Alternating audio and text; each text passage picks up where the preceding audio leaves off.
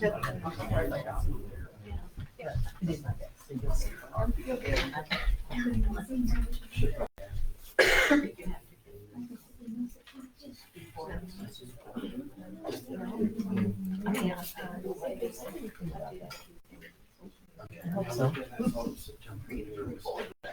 all right.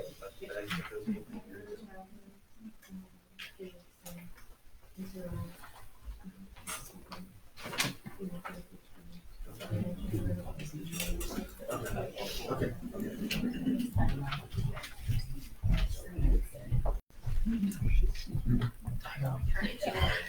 Are we on? Okay. I will call this meeting of the Cameron R-1 School District to order. All rise and say the pledge.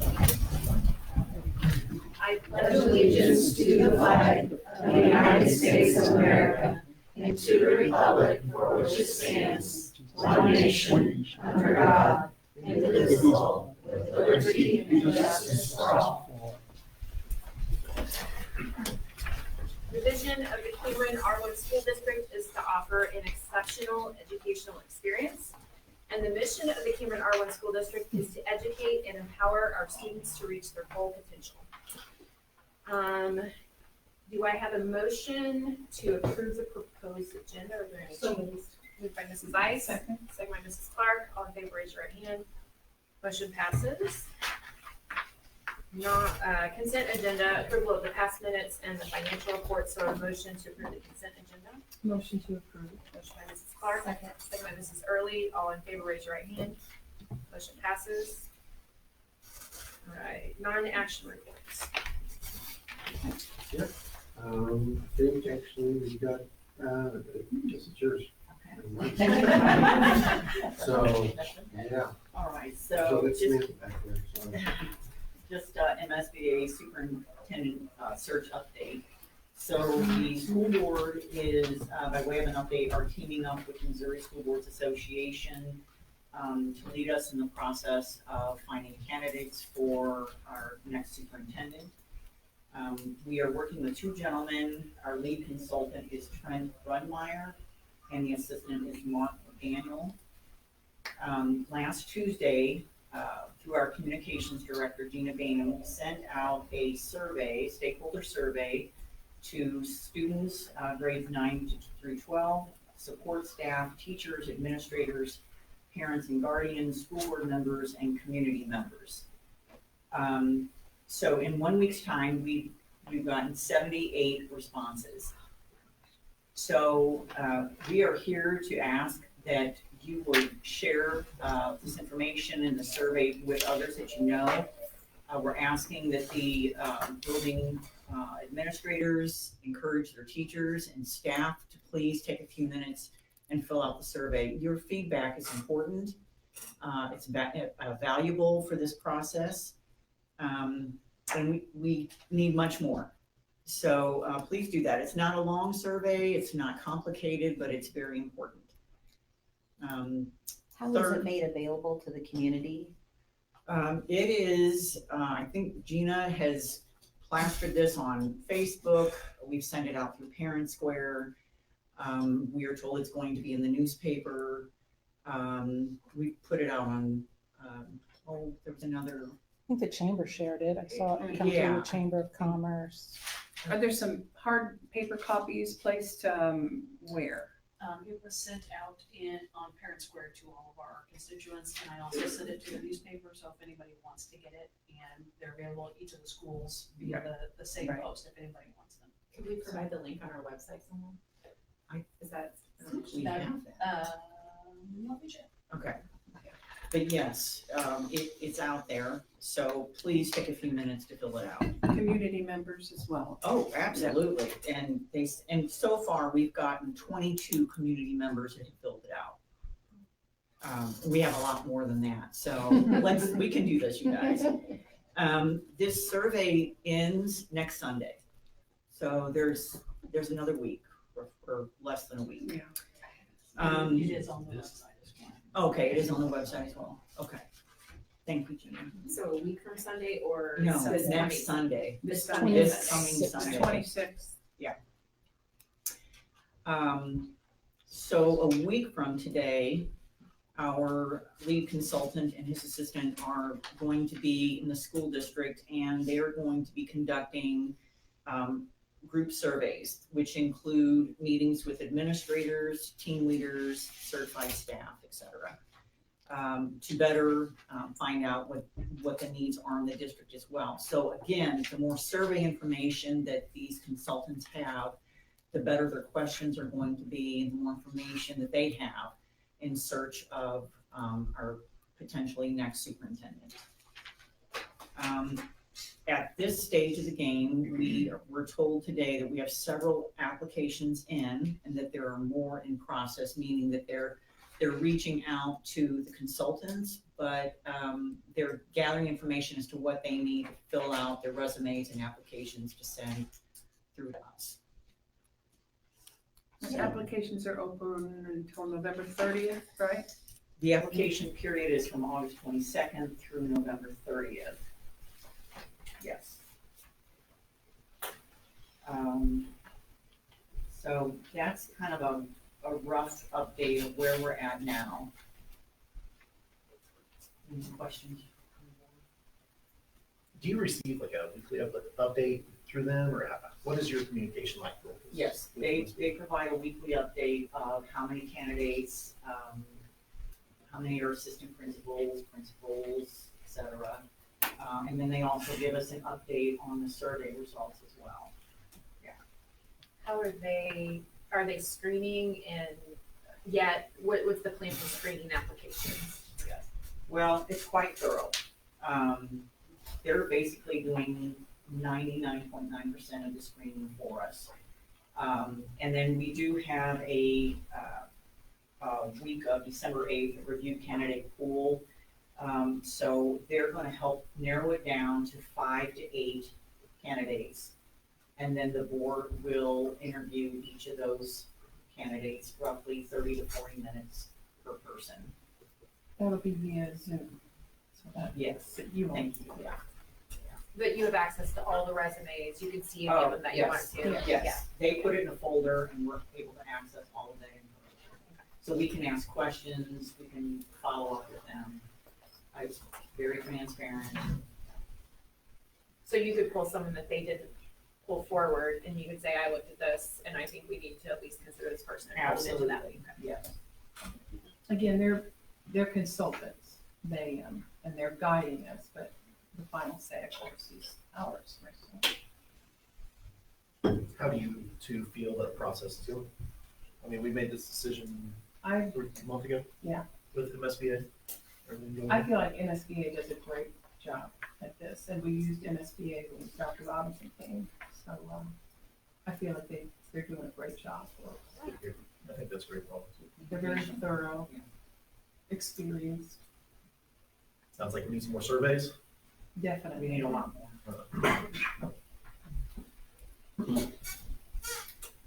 Thank you. Now, next on the agenda, we have Samantha Gilmore with the life skills presentation.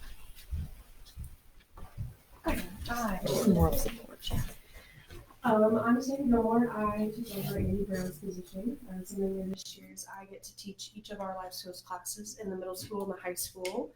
And we decided to start a new program called Fun Fridays. That's not your first Fridays, but they're also fun. I do like Fun Friday. The video was fun. Oh my gosh. I'm excited for the video. They were excited to be in it. Some of them are excited. But it's just a program we started as a way to show our appreciation for all staff in the middle school and the high school. And they get to work on skills like cooking. They've learned how to make flyers, food preparation, personal hygiene, all things that can transcend into vocational jobs for them once they leave us. That's First Friday. We can watch the video and we can talk about the future of it. Her video is different than the one I included. Okay. Some of the same clips, but it's different. Just from Muffins. What did we do with muffins? Who did we make them for? Teachers. What is First Friday?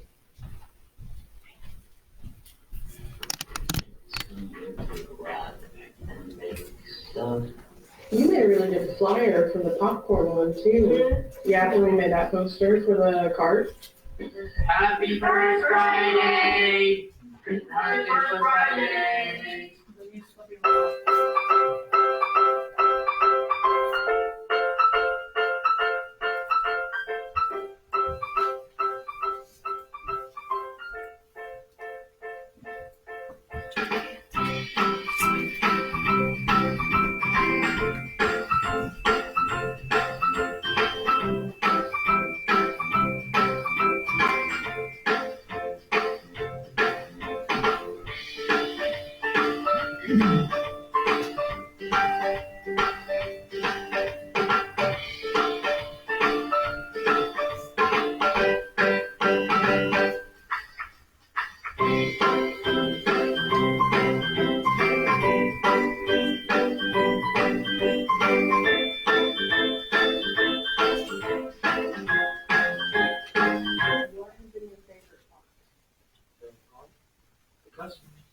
See them smiling, enjoying life.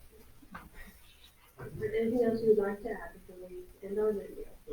Let's see.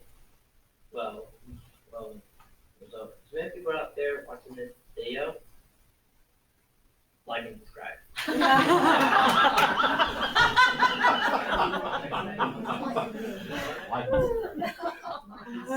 Like and subscribe. I had to cut out my cackling from that one. The customers. That's the other one. The customers, yeah, the customers, they enjoy. So it's been really great to go around. Everyone's been really receptive and excited to see the students out and about a little bit more than we had been. We will continue to do First Fridays for the rest of the year. We use proceeds from our Dragon Designs, which is, they mentioned as well, sometimes we do a lot of things so they kind of learn together, but Dragon Designs is our t-shirt making company that the kids are in charge of. So proceeds from that go to making our treats for teachers, and then anything additional the district helps out. So, any questions for me? And you've continued your trips to Cameron Market. Yes, we go twice a week. We try to go twice a week, depending on how everyone's doing and van availability, but it's been really good. They're excited to go. And they love that Mr. Bart gives them a soda if they do a really good job filling their shift. So, Well, if the kids ever want to, if your students ever want to do a third Tuesday. I'm joking. Tell us when and where to be. Are the things that they make for Dragon Design, are they for sale or? We actually have an umbrella sale going right now. We have a dragon logo umbrella. It's two-tone black and gold. We also will be releasing our Christmas dragon t-shirt sweatshirt on Thursday. We have two designs that we have to decide on real quick. But that'll be coming out soon and that'll be open for everyone. So we'll get that out to the masses. Thank you. Yes. Thank you. Thank you guys. I just want to add, she's done an amazing job taking over. You guys know Andy was here for a long time. And so taking over first year, she's done an amazing job. She just kept it right on going. She didn't need my moral support. She asked me to stand with her, but she didn't need that. Okay. Well, I hate for you to have to follow that, but I know, It's that's your tough. That is tough. Just want to kind of give an update on some of our summer projects, some bond issue projects that we did. We did a couple projects that were bigger, or what I would consider bigger this summer. One of them was to do the handicap parking at the football field. We've been able to utilize that for the entire season. We'll still have to do some dirt work after the season, probably before track season starts. We'll need to do a little bit of drainage work, but as far as the concrete and the actual parking, not in the gravel for our handicap, it's been great. We actually, when you came to the building here, you probably noticed all the new concrete we have back there. And so we'll be adding some handicap parking behind the building. Now it's level, there's no rough surfaces, so we can have the ability to have better handicap access into the building as well here. And that just got started. That was rolling along until we hit a water tunnel that was running from this building to the other building, and they caved in the roof of that. Didn't break any water pipes, but we had to take a couple days to reseal all that up. So other than that, it worked out well. We also put a new batting cage up. Well, I guess I'll back up a little bit. We had a room that we've used for a lot of different things since I've been here, but we decided here not too long ago to turn it into a fitness room that some of our staff would rather not work out when there's practices going on or working out when there's ball games, different things like that. So this gives a little bit more flexibility. It's still close to the gym. And so we had that room redone. It's got a couple TVs. Mr. Urban's helped set up moving some of the equipment and things like that, just because that hallway is a little narrow. So we're going to have to take some of the equipment apart. But then we'll have a place that's actually got a key card so all of our employees can go in there and work out at any time. You don't have to worry about practices, games, all types of things like that. And then with that mezzanine space now kind of being a little bit more open, we put in a large batting cage for baseball, softball. Currently, we have a kind of a pieced together net at Parkview, but it's a really short roof in that basement of Parkview.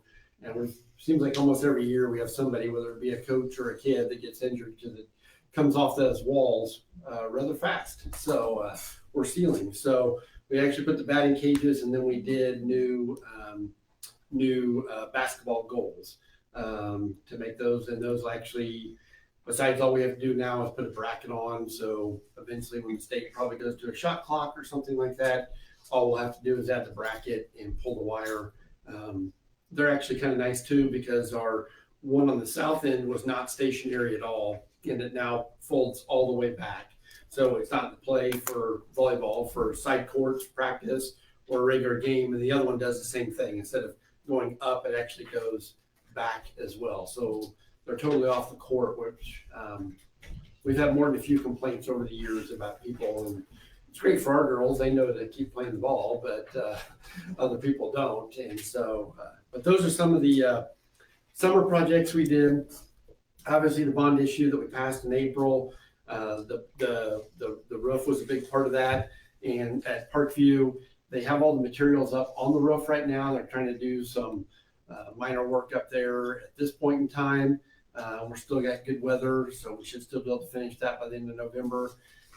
But the roof materials are all at Parkview. We had to kind of close down the parking lot for a few days to get all that up there. We'll have to close the west end of the parking lot next week. We've got a little bit more concrete to finish up on. Yeah, so the roof projects kind of started, kind of not. I mean, they've been up there working a little bit. And then the other one, obviously, is the high school addition is the big one. And we've been working on plans for that. I actually have the architect coming over tomorrow. We're going to kind of try to look at and finalize maybe some of those plans. We've kind of played with them, and I've shared a little bit with Mr. Urban and Mr. Lanigan, or Dr. Lanigan, and just looking at some of those and talking about ideas and trying to maximize classrooms and still keep an attractive building and all the other features that we want. So he's going to come over tomorrow. We'll work on finalizing those, and hopefully by the early November, may be tough, but because I'll have to have contractors out and look at it all. But maybe by early November we're getting bids out. But I would imagine if by the time they have contractors come out and look at the site, it may not be until December before we're taking bids. So. And Dr. Robinson, Yes. when we did the middle school and this last bond issue, will there be opportunity for staff input? We've had some staff input. We had a couple of meetings where, was it at the end of the year last year? Last day of school. Last day of school, Okay. we had architects come in, had a couple of them, had some drawings, had some things like that. This last drawing we were still kind of playing with, so we haven't showed that with anybody at this point in time because that was our first drawing that we had, and we had a couple, I wouldn't say issues, we had a couple areas where we're like, okay, we don't really need this, or we need to maximize the classroom, or we need to, even some issues with like bathrooms and how we were setting up bathrooms and different things like that. So we haven't shared that again, but like I said, tomorrow, once we kind of get a better idea of some of the changes we've already talked about here recently, now we can kind of have those conversations. They've already sent over their engineering firm, Mr. Erdman and Mr. Mackey and myself, walked around the building, looked at all where all the electrical comes in, all the water comes in, all the sewer comes in.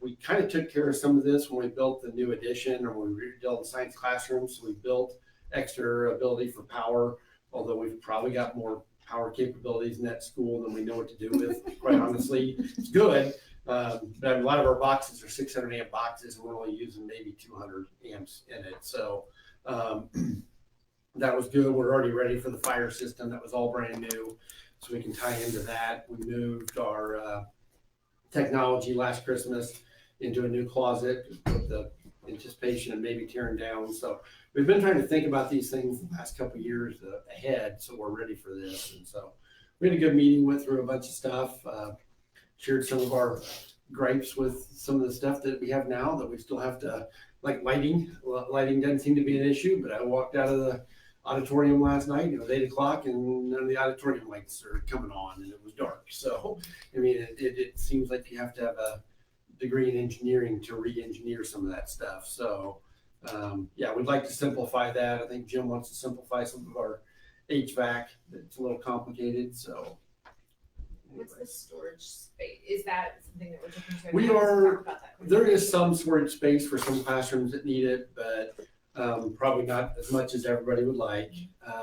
It really just depends. Right now, I think we have 14 or 15 classrooms built into it. And so it'll just depend on how many of those we actually utilize and need.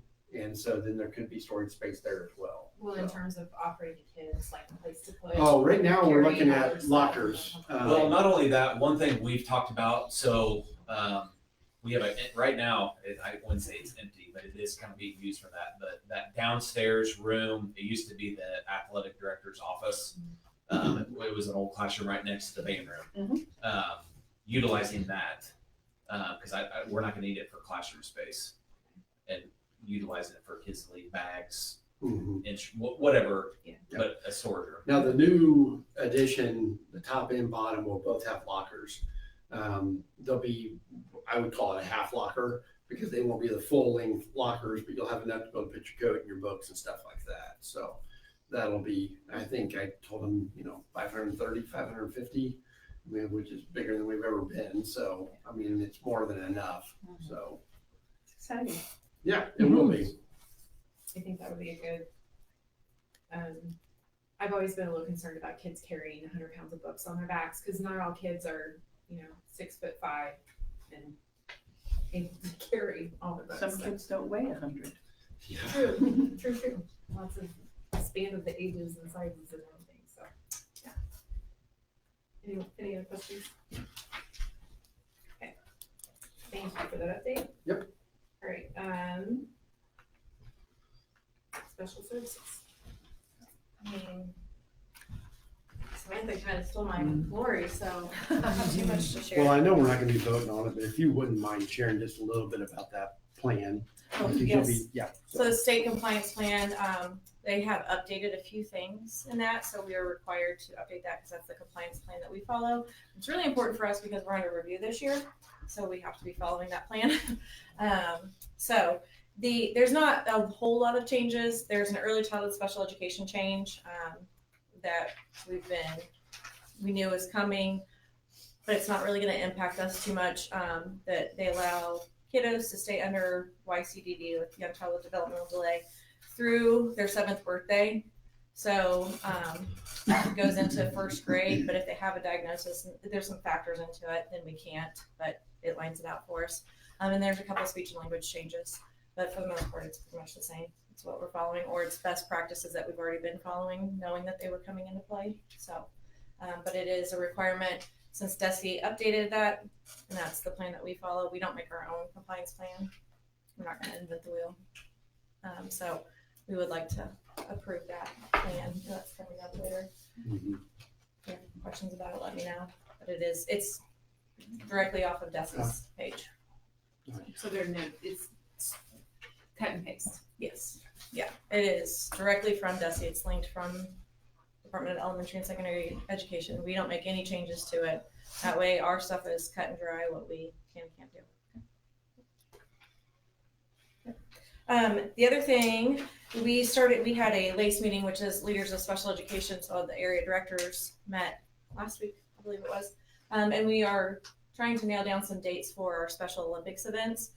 So our next event that we would host would be the Fine Arts Frenzy, which last year was our first year. I'd like to do that again. So we're looking at some dates, December 11th and 12th. It's a Thursday and Friday. We're trying to avoid certain dates because some schools get out early, some schools aren't in session, but we're looking at that. And we're trying to get with the staff. Fridays seem like they are always a great day, but in December, we seem to have staff members wanting to take off Fridays. It's a big day for subs. So we are looking at that to see when that would work best for our middle school and high school staff because they help. The other issue, and I know Mr. Fisher asked, is there any way to change the time? The time frames, we usually can't start until about 9 a.m. because other districts also have busing issues. So if they don't start school till 8, they can't bus kids out until 8. And so some of our districts are coming from an hour away. So we try not to start any events until 9, which either leaves us with only 2 hours to complete something or our staff will have to take full day. So we're working through all of those little details right now, but those are the 2 dates we're looking at. So Anne's, you putting that in your calendar, Anne, so you can help. I am. So we plan on kind of mimicking what we did last year with the Fine Arts Day. The kids loved it. Our students loved it. So they've all said yes, that they would help with that again. So we're excited about that. We also, Mr. Simpson also sent me the baseball schedule because that's already out. So we're going to be nailing down a date for wiffle ball. And then we're also trying to figure out, because we have other districts that are involved with planning events, a date for soccer. I haven't gotten that far yet, but that will be in either April or May that we're looking at that. So, Ms. Crawford, did you say wiffle ball or pickleball? wiffle. Good try. We can maybe fit that in next year. Could do that. Probably not this year, but next year. We actually talked about trying to shuffle some of the stuff to the beginning of the year because we had football, and then we have a board game day, and then we have bowling. But there's not a lot of activities that we're doing in the fall, and everything seems to be really crunch time. And that's the same time that we have map testing, we have EOCs, and that's when we also need our students to be able to help us. So we did talk about that with our LACE group about kind of shifting some of the activities. So if like we continue with soccer, we may shift that into the fall.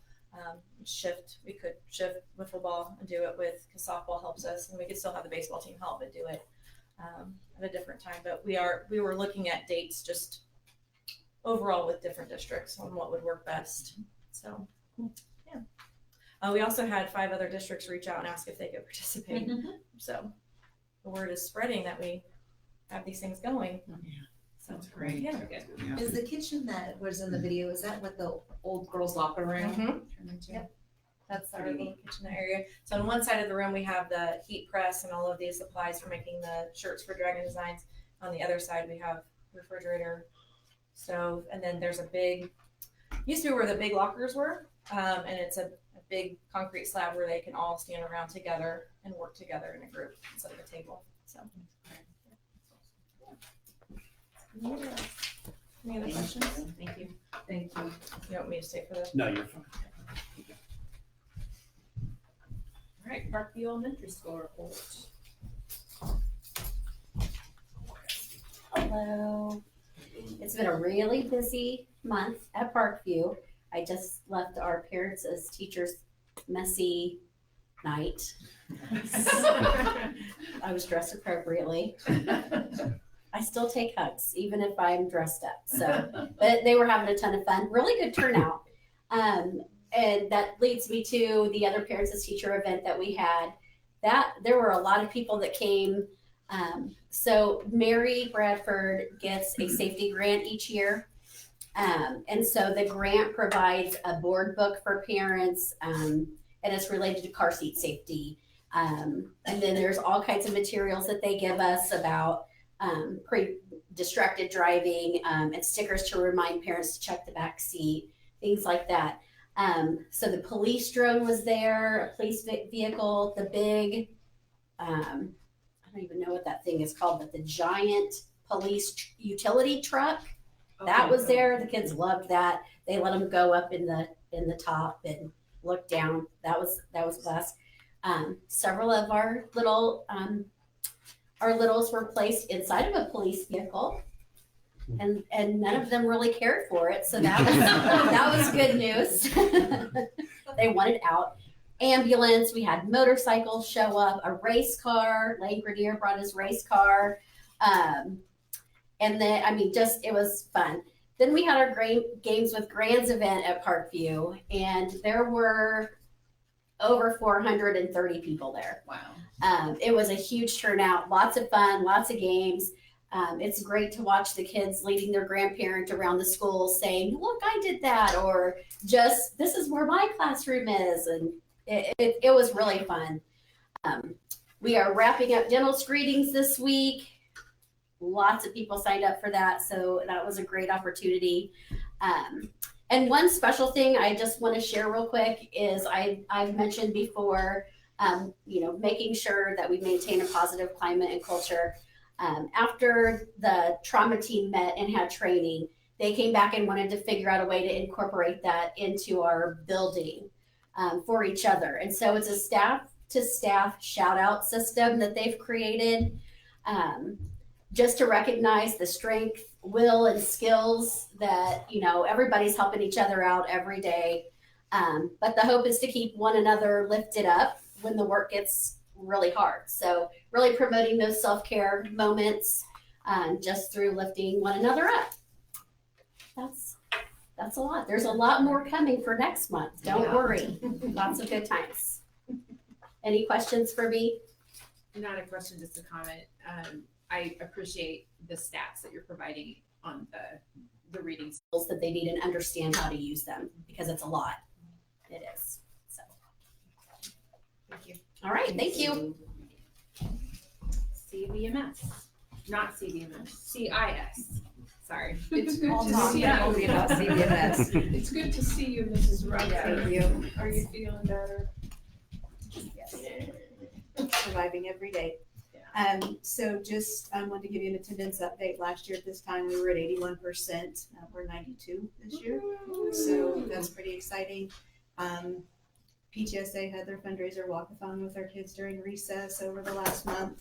The fire department came and did a presentation to the student body on fire safety and sent home information coloring pages with the kids. It's hard to believe that I'm saying this right now, but we're preparing for parent-teacher conferences and making sure we have all of the data and information needed for parents to have. Book fair actually is coming up next month. I think that's the week of November 11th, maybe. And then planning for Veterans Day breakfast. That's something that we do every year. Students are writing thank you cards. If they have a veteran coming, they will give that card to their veteran. If they don't, then the staff and I will be taking those to personally deliver to the Veterans Home. The Veterans Home called and asked if they could bring about 10 of their residents, and we said absolutely. So we're trying to get that all worked out, but that's something that's pretty exciting. We're doing it on November 7th, which is a Friday, because that Monday we don't have school, and so it's really hard to be gone a few days and then all of a sudden have a bunch of people there. So we're going to celebrate it on the 7th, and also so that veterans can go to other places in town that are honoring them on their actual day. So those are just kind of some updates from CIS. On the Veterans Day breakfast, would there be any way to possibly visit with those veterans to see if any of them went through the Cameron School District? We're trying to build our military wall and recognize those students who have graduated and served our country.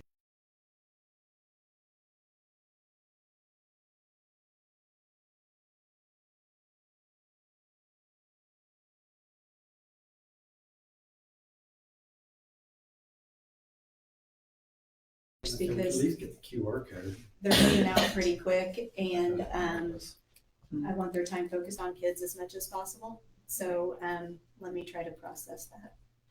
I've got a QR code too, we can post. I think If they there's some are. people at the VA that's a great idea that we can get back to her and see if. What time's your breakfast? 7:15. I'm on the Veterans Assistance League board, so I can pass that to the veterans. So I can pass that. Come over and do it. I like that idea. I like your academic summary data too. I think that's, just keep that. Yeah. Good. You see it everywhere. Good Thank job, you very much. Andy. Thank you. Thank you. All right, now CVMS. All right. All right, so I just got a list of here things, just some celebrations for this month. One that just as you leave, there's artwork displayed that Mrs. Leeper brought in. She sends me messages all the time about different places that there's artwork. So as you leave tonight, you might check some of that artwork that I think she brought out here not too long ago. So that's a celebration for our kids. We had 134 kids celebrated for perfect attendance in September. I can't remember if that was last Friday or the Friday before. Time flies when you're having fun, but we did honor 134 students that had perfect attendance in the month of September. So that was a big number. If you take a look at the local paper, we had 2 students highlighted as hometown heroes. Miss Bainham reached out to me out of other buildings, and I gave her the name of a couple kids, and they did a write-up on them. And so that was pretty exciting for Ava Gibson and Emma Cass. So if you have the paper from a few weeks out, they're in there, and that was pretty nice. So we hung those close to the entrance of the school, and a lot of kids stop by and see those. So we were really proud of them. Also recently, Mrs. Becky Atkinson, our student council advisor, was awarded the Northwest Student Council Advisor of the Year award at a regional meeting recently, and so we were really excited about that. A lot of people that wrote recommendations for her just talked about how what the student council has done over the last several years has just really helped the climate in our building and the culture overall. Kids are excited to do the things that they do. And it's just been a really good thing that we've implemented a few years ago, and she got that award very deservingly. We had a recent choir concert, which was our first fall concert. Probably well over 100 kids probably participated in that. I know JDS has a ton of kids, and so I know that was well attended, and they had to split these concerts now because when we tried to do high school and middle school together, we just couldn't all fit. And so they did that, I think that was last week.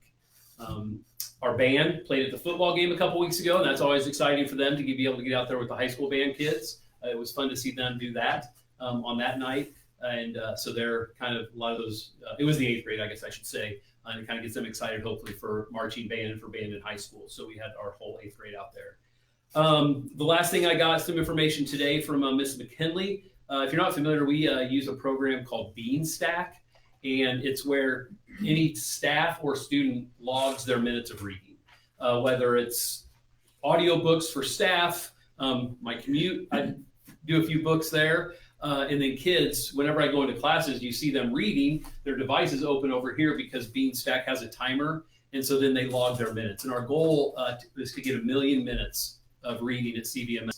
And we're right on track because at the end of this quarter, we were at 250,000.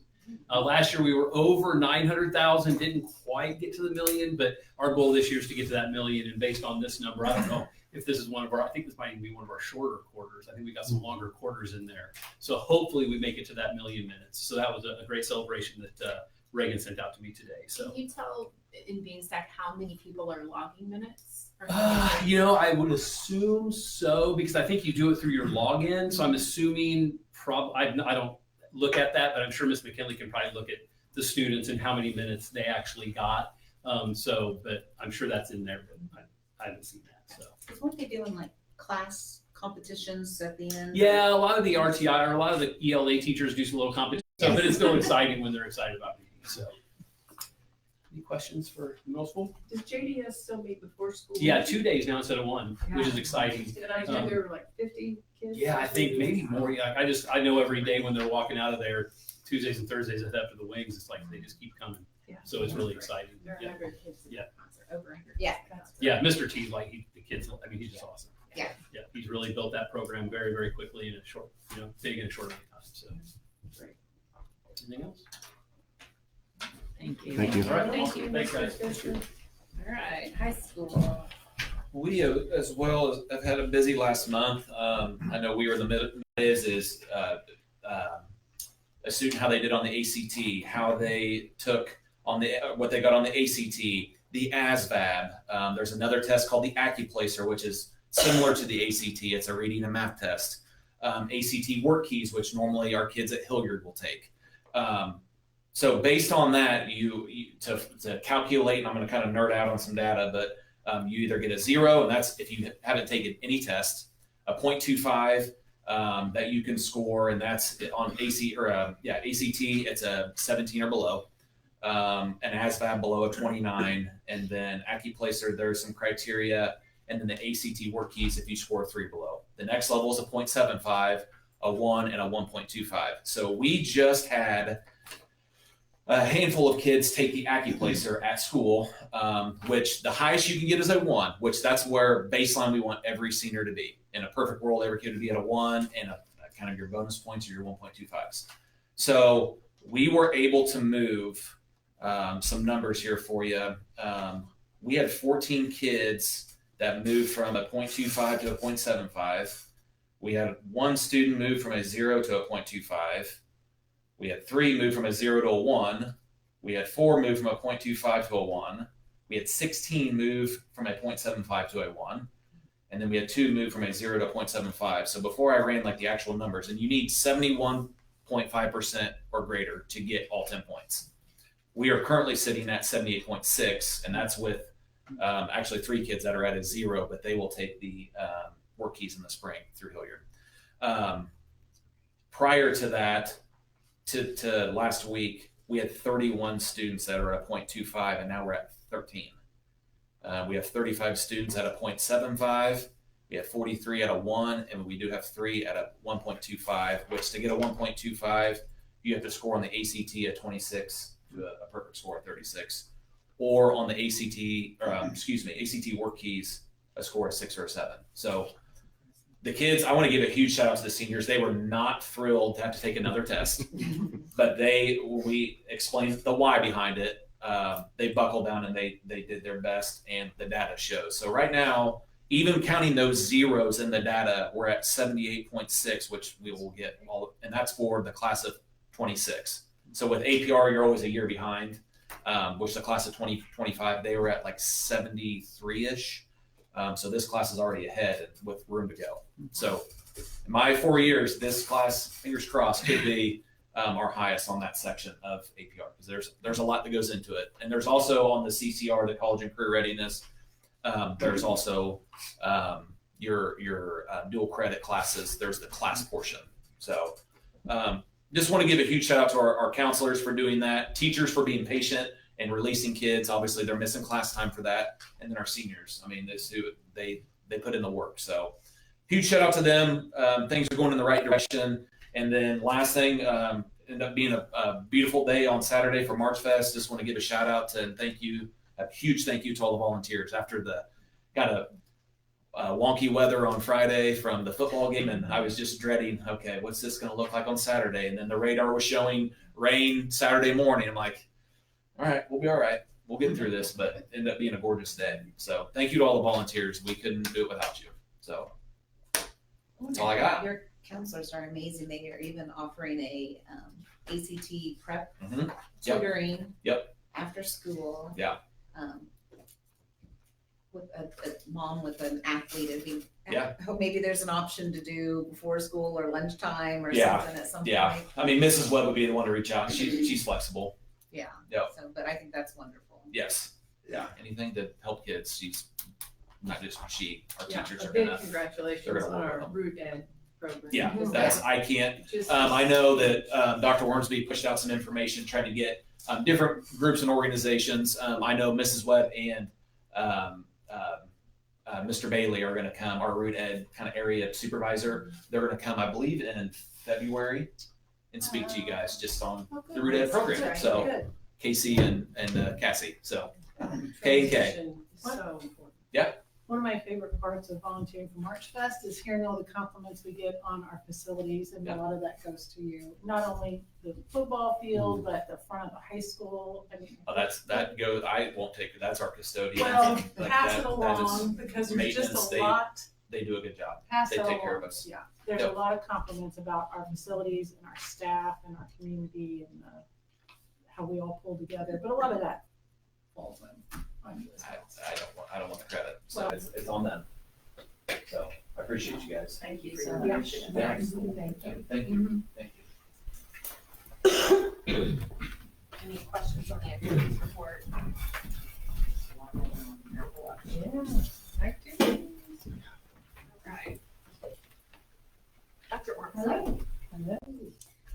Well, he started or stopped right where I was going to start, so I'll just pick up from there. I'm really proud of Jason. He's been working really hard to get that college and career readiness score up and looking for every opportunity to do that. So I'm glad that he shared that with you.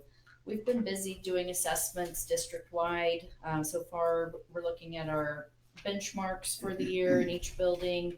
In kindergarten, we have the kindergarten observation form, otherwise known as the COF. That's all been completed and submitted to the state. That's a mandatory form that we do, and that goes into our October core data submission. Students at Parkview and CIS have completed their fall benchmark for the STAR reading assessment, and that's how we determine if they're on a reading success plan. The NWEA has been given at the middle school and high school in testable areas. So if you take the MAP test in that subject area, we prep with the NWEA. And as he said, with all of his, he's added the AccuPlacer, which is a great benefit. We will get our APR report issued to us on this following Monday, October 27th, and that will be embargoed. So that'll just give me time to present the data, do my reports, get it ready to disseminate to the staff. It'll be available to the public on November 6th. So they give me a few days there. I put in my report some information from Senate Bill 68. There was an update there that we've talked about that in the past. I know Dr. Utek spoke with you in the spring about how they were adding a grade level performance category to standardized testing. And I wanted to show you down below, Dr. Shanks actually sent me this information from a data meeting that was held. I wasn't able to attend last week. And he was stating there on that second bullet, at the State Board of Education meeting in August, the Assistant Commissioner of Quality Schools used a slide to present the MAP performance level descriptors to the state board. And she informed the state board that scores at the basic level or above will tell us that students are able to succeed and be prepared for what comes next. So I'm prefacing this with you, giving this to you before the APR comes out, that the state has now changed what they are determining to be proficient. So if you are at a basic or above, you are considered good in the eyes of the state of Missouri. That is going to be a huge change, not just for us that do the data collection, but for the teachers, for the parents, for the students. So I think it's important to note, because I like to argue a little bit, and I wanted to argue with Dr. Shanks about it. I said I didn't want to water things down, and he, reassured me that, Angie, everybody has to do this. You're not watering it down. They've just changed the norms. So that's something that I will be presenting that information to you in a different light, and I'm just giving you about a month in advance to look at that and know that basic now is average. It's your average scoring student, which is what it should have been to begin with. Mm-hmm. So did they change anything other than the metric? They changed They just how changed they're the wording, they looking at actually the changed norms what's behind it too? Yep. Okay. Yeah. So it's just the word now is what it should have been.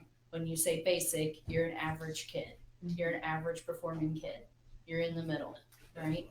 So they didn't lower the bar on the Not- metrics? Not on this, no. Now, I can't say that for every assessment that's out there, because every assessment norms their assessment differently. They have their own data collection, and I can report on that to you per assessment, but this is coming from the state. So I'm just giving you that for the level descriptors, that information up front.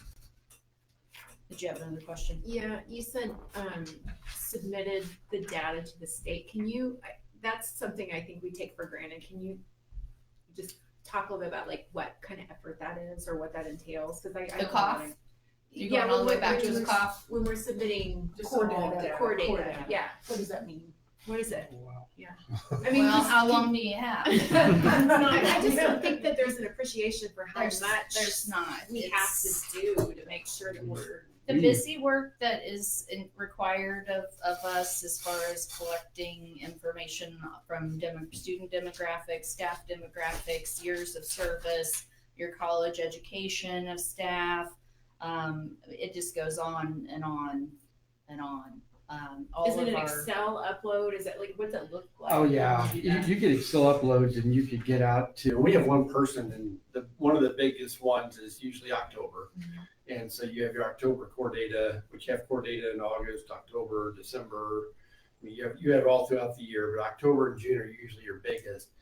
But yeah, it takes one person almost a full month just to compile all that data. And you end up with some of these spreadsheets that are absolutely gigantic when you're at like, like you're looking at your pages and you're at Z. So you're on, you're 4 pages deep on one data point. It's probably too intrusive in my own opinion, but we all have to do it. But I mean, they want to know everything. I mean, to the attendance, to the discipline. to the minute, to the attendance, and then that's just the one we have to do for the state. And then every year we have the civil rights data collection, which is a whole nother federal one that we have to go through that takes weeks of time. Yeah, there's a lot of, I wouldn't say wasted time. I just don't feel like it's very good data.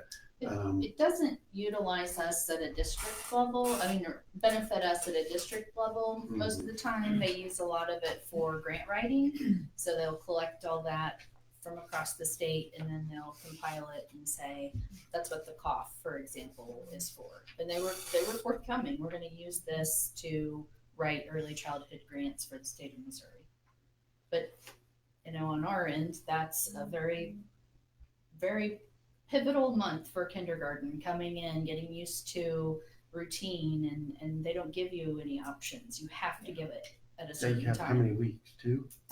You have to have it done by, I had to have it done by October 10th and submitted. So, but that's quite a process. It's an individual assessment on every single child.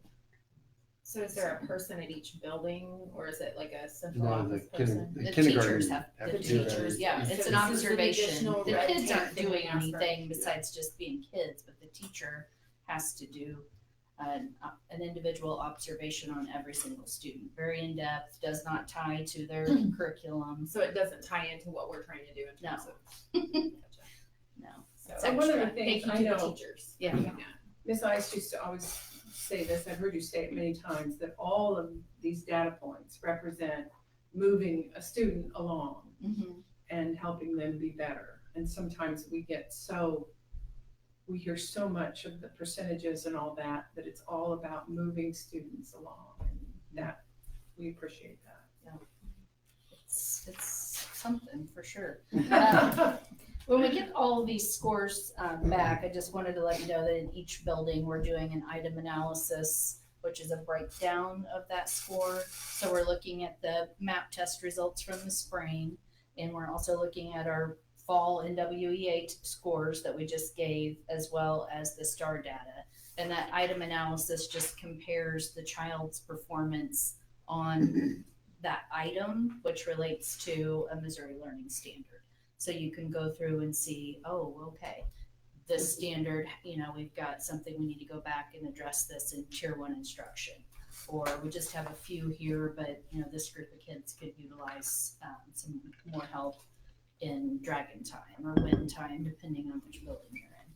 So I'm really proud of everybody for the work that they're doing there. When you say Tier 1 instruction, what do you mean? Tier 1 instruction is the instruction, it's your direct instruction, that when everyone's, Like a you're standing classroom. up in front of your class and everyone's receiving that.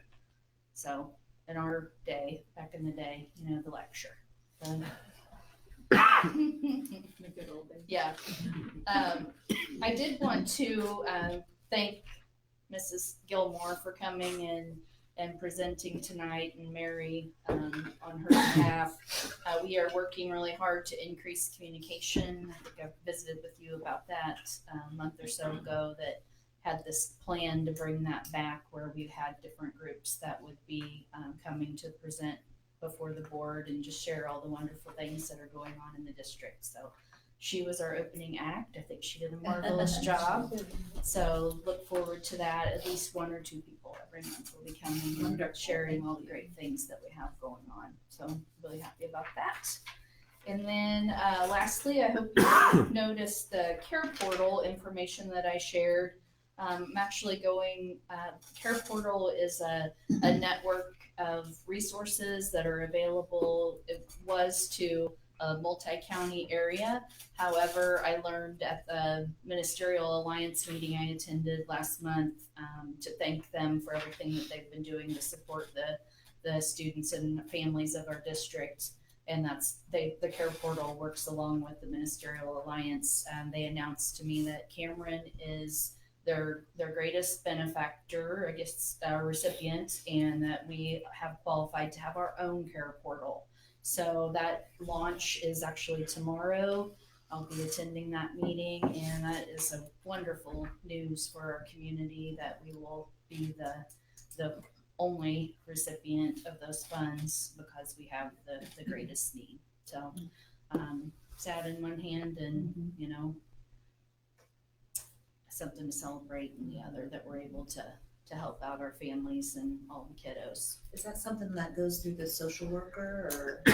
She's directly involved with it, yes. So she can apply through the Care Portal to get help for different families that she works with. So, yes. That's where, like, if we know a student may not have a bed, they can put in and say, hey, we're needing a twin size bed for a Yes. student, and somebody can anonymously donate a bed to help that student. I don't know if anonymous, Well, but yeah, or they provide the funding. The Care Funding, Portal right. does. They'll help with all kinds of necessities that come up. So Is that something the community could provide financial I support will for? find out more. This is new to me. I've known about it, but I'm not sure if I'd like to. That's why I went to the meeting, because I'd like to be more involved and support Crystal and do more for our people. There is, and there's quite a few civic organizations like Rotary's a part of it, so we get announcements when there's a need in the community. I think churches I know all the do. churches. Yeah. So, and then lastly, I just wanted to also talk just how impressive March Fest was. That was my first March Fest. I've always taken the deputy volleyball tournament so other people could go, and I was, wow, that's all I can say. It was wonderful. The kids, the other schools were great, and our people did such a beautiful job of representing our district and our town. So The band boosters worked very hard on this. yes, I was. And I would say the participating schools also very respectful. You know, when you're cleaning up trash afterwards, and there's really not that much to clean up. That says a lot because I mean, people pick up after themselves and are respectful that way too. So it's a really nice bringing the region together. I think. And our principals, you know, when I took this job, that was something that was really important to me to point that out, all the wonderful things that our principals do. And we have had a lot of turnover this year with admin, and I just can't say enough wonderful things about the job that everyone's doing in every building. Every year has its unique, you know, challenges and things. There's never a dull moment in the life of a principal, and ours are just doing a wonderful job of working together and always keeping the needs of the kids on the forefront. So just want to end with that. Thank you. Thank you. Okay, so we've reached the section of the agenda for patron agenda items. So we have two patrons who have submitted the form to speak with us. I will invite Ms. Joyce Shalom to the podium. And she will be speaking to us about moral boundaries. You will have 5 minutes to speak to the board. I'll set it here so you'll be able to see it. We would ask that the audience just remain respectful and please stay to your topic that you noticed for the public. And with that, I'll let you State my topic, you said? just stay within the topic. Oh, that you yeah, noticed. okay. Yeah. Got it. All right. Okay, this evening I would like to talk about healthy moral boundaries. The late Dr. James Dobson, founder of Focus on the Family, told a story about a group of educators who decided to remove the chain link fences from around the school playgrounds. They believed the fences caused feelings of confinement and restraint, The curious thing they noticed, however, was that as soon as the fences were removed, the children huddled in the center of the playground to play. They no longer felt free to play near the outer limits of their playground. So fences define boundaries, but they are not meant to confine us, but to protect us. So I would like to list 10 areas of society where our moral boundaries began to be taken down in the early 60s and what the results are. So 1, church attendance began to decline, atheism began to rise, people started turning to horoscopes, witchcraft, and other types of dark spiritual practices. 2, sports figures, movie stars, musicians, and money have become idols.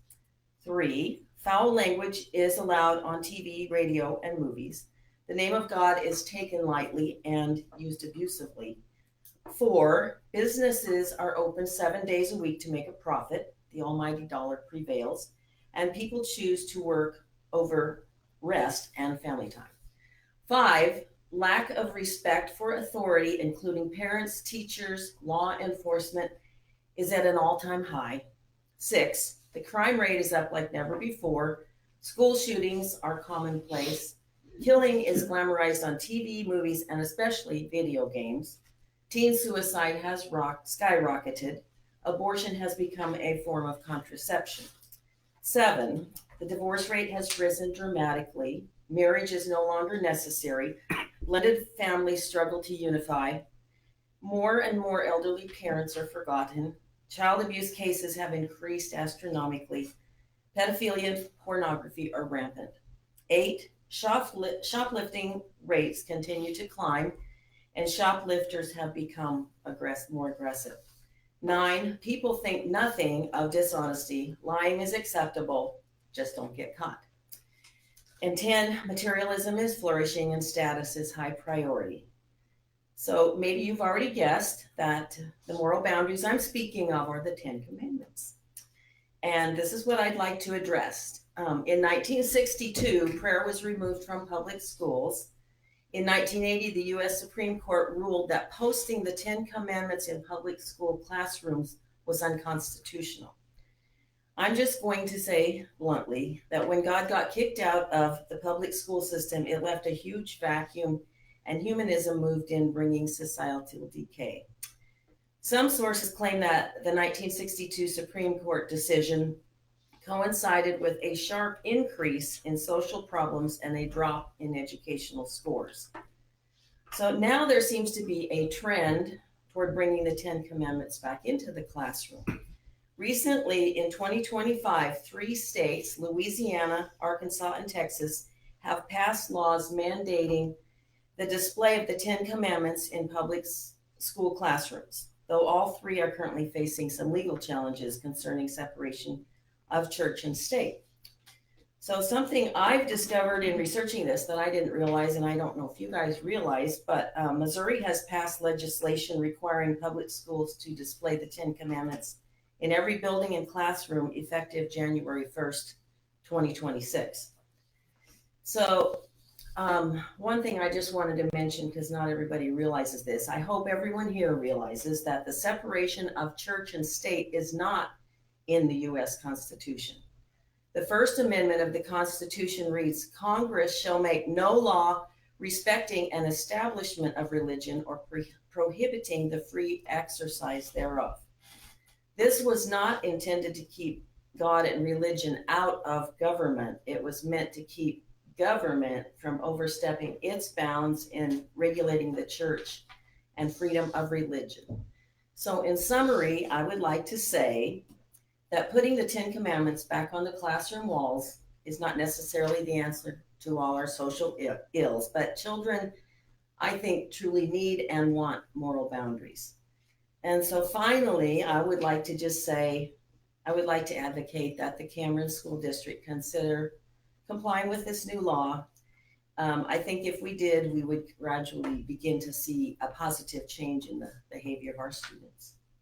So that's all I have. I just wanted to. Thank you. Thank you. Thank you.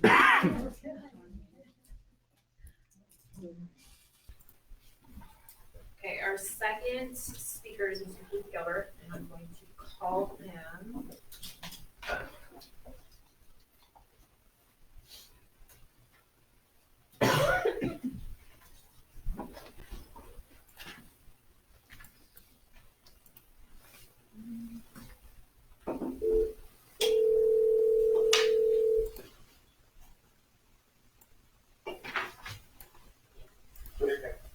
evening, Mr. Gilbert. It's time for patron agenda items, and we have you on the agenda, so are you prepared to speak? Yes, ma'am. Is everybody able to hear me? Yes. You able to hear? Okay. Before we get started, if I can really quick, there's a real problem with the live stream. I've missed a lot of the meeting, and you promised me that you were going to protect my rights and I would be able to watch and listen online. It was a lot of buffering, and I have missed entire people speaking. I'm not sure what's going on, but can you please look into it? Sure, we'll look into it. Okay, so I went and looked at or watched the video, your special meeting where you talked about the contract where you ultimately are going to sign with the MSBA to find a new superintendent. Mr. Murphy, you brought up a question that I would ask that the district flesh out for the community. You mentioned the small town values of our community and how that our small town values needs to be part of the process of selecting a new superintendent. What does that look like exactly? You know my position on the books, and I contend those books are not small town values. How does the board define what a small town value is? You mentioned at the meeting said it was important. I would like to know what that looks like, and how does that go over into, your qualification for a new superintendent. In watching that movie, that meeting, the contract agreement is requiring you to provide a copy of not contract, you know what I mean, to provide a current copy of the contract for the superintendent to the MSBA. And I went to look at that contract, and under item 13, termination mutual agreement, it looks like you have the ability to negotiate a settlement with the superintendent for the full amount of the last year of his contract. Is he getting $178,000 that he is not going to work for the district?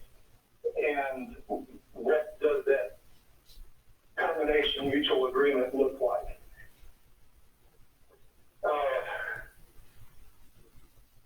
Is he getting $178,000 to walk away from this mess, or what conditions is he being held to here? The proposal, that's the word I was looking for, the proposal allowed an opportunity for a community engagement meeting, and we have discussed the importance of community engagement. I don't know how many times. Why is it that you didn't take that opportunity to receive community engagement, to see what it is that not just the community would like?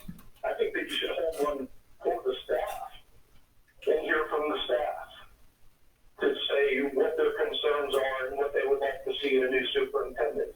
Why was there no community engagement meeting that was held?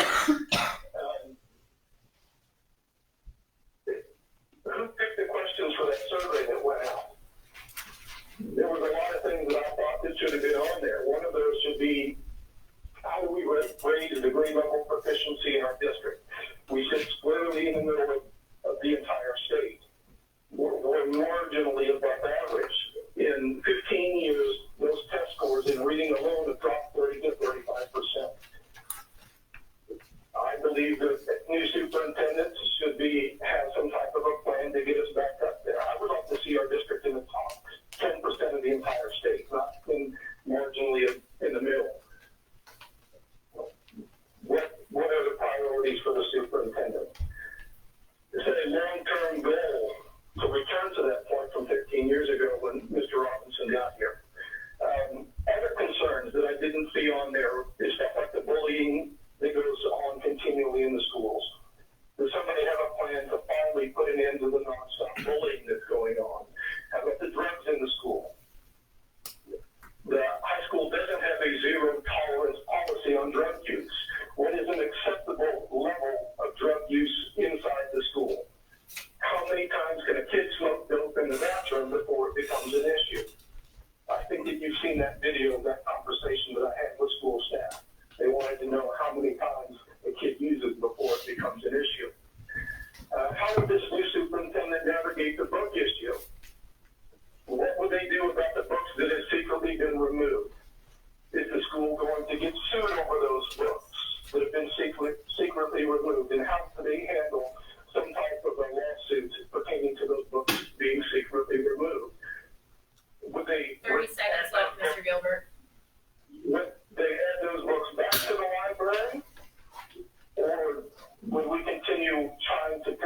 ACLU to sue the district. How many kids were harmed at Parkview that you referred to in November of 2024 in that press release? And what is the district going to do to protect them moving forward? Is there a plan? I've not heard anything from the district about how they would protect the kids. I've not heard how many were harmed. What harm was done? We don't even clearly know.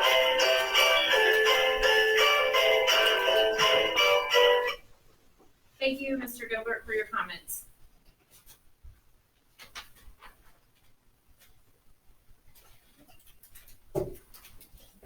Okay.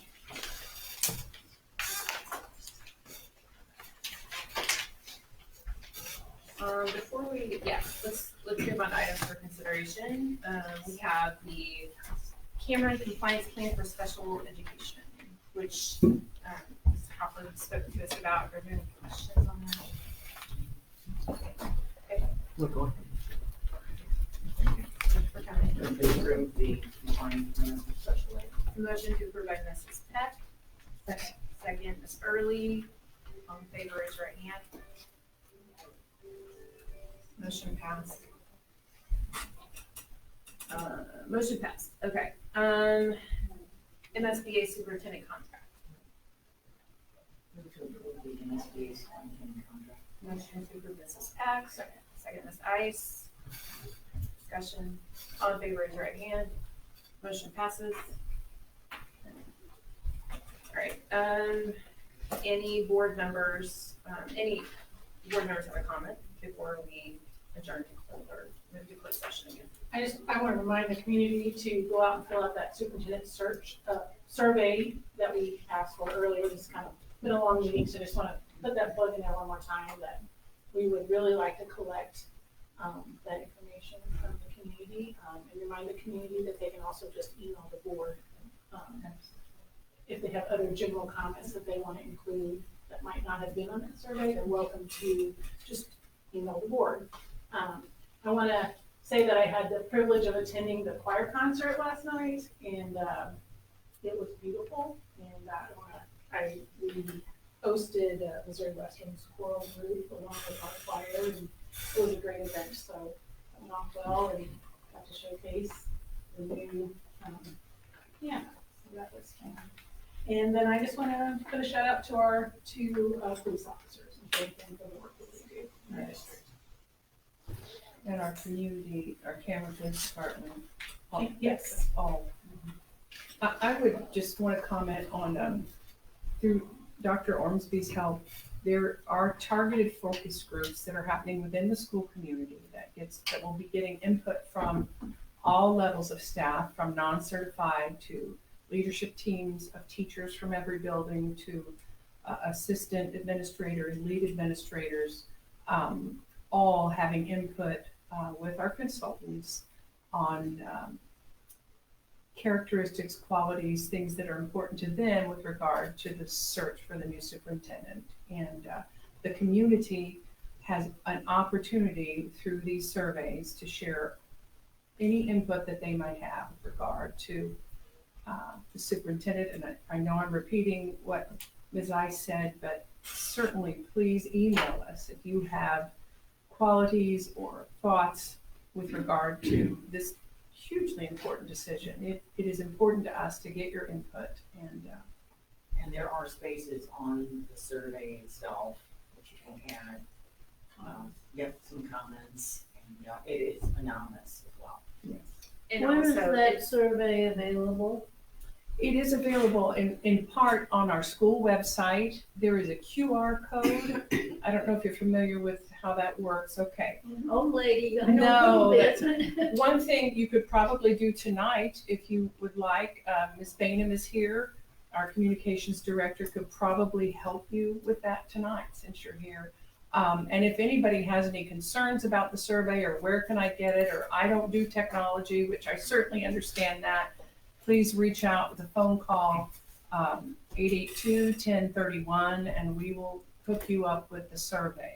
If it's just a printed copy that you can return to the district. and it's a really easy thing to do on your phone. I got the Parent Square notification, clicked the link, went in, it doesn't take very long. So I encourage you, you know, if you're sitting in the car waiting on your kid at practice, if you're sitting in the doctor's office, or if you're at home, you know, watching TV, it's really easy to just click it and get that done. And before Sunday would be the deadline. So. So, Ms. Boehner, is that, have I volunteered you for something? Would you like a paper copy? Would that be easiest for you? Yeah, absolutely. Great. I was just thinking, we're already done with first quarter. We blink and it happens, and so I just want to thank all of the teachers and the staff that show up every day and to make this the best experience and learning place, safe learning place for our students. And so, hold on, we've got 3 more quarters, but I can't believe that it's already gone that fast.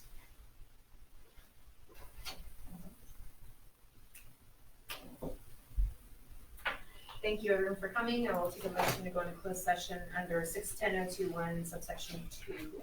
So moved. Moved by Mrs. Clark, second by Mr. Denier. Roll call. Yes. Yes.